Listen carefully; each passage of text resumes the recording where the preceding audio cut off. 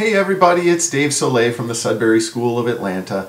Today we're talking about trusting students. And you might remember from the last video that trust is really the fork in the road that will lead you to one of two different models of education. If we don't trust students, that's going to lead us toward the mass education model. If we want all of our students to come out exactly the same, we can't trust them with freedom and choices, because then they might not choose the path that we want them to choose to come out exactly the same.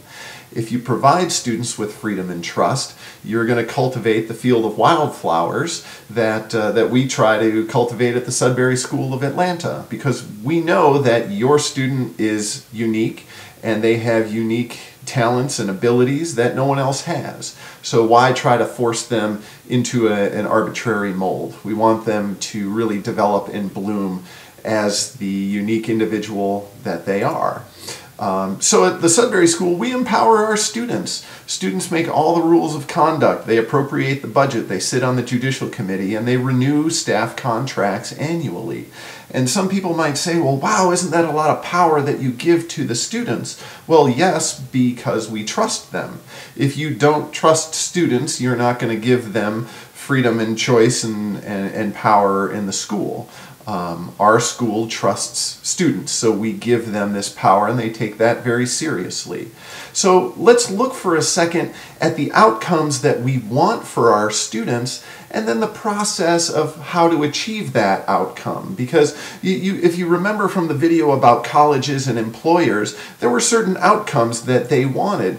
They wanted students who were excited about learning. Well, the way that students get excited about learning is you have to give them freedom and choice in learning. And they are going to pick the things that interest them most.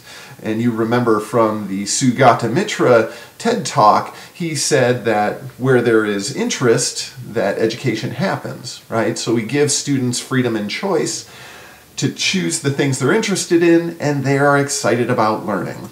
Another outcome was they have to know how to learn. To know how to learn, you have to have practice following your interests.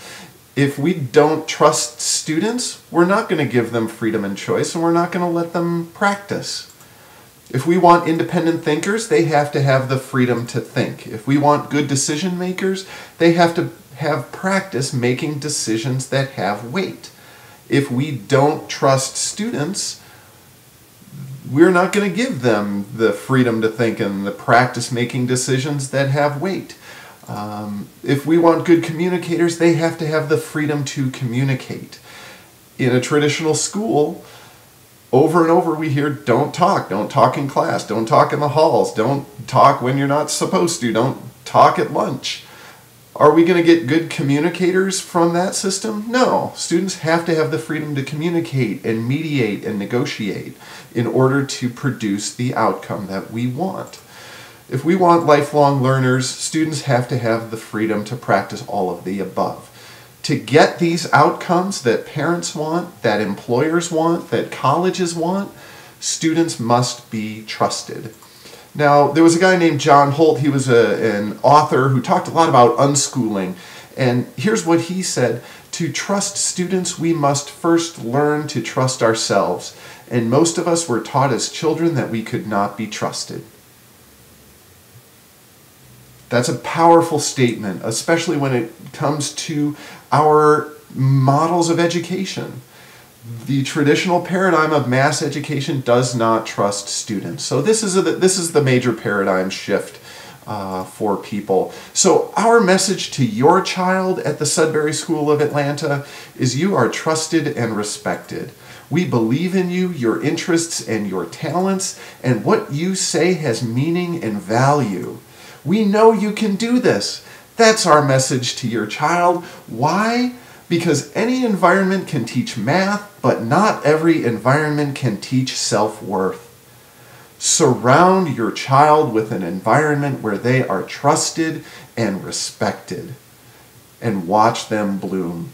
That's the paradigm shift at the Sudbury School of Atlanta.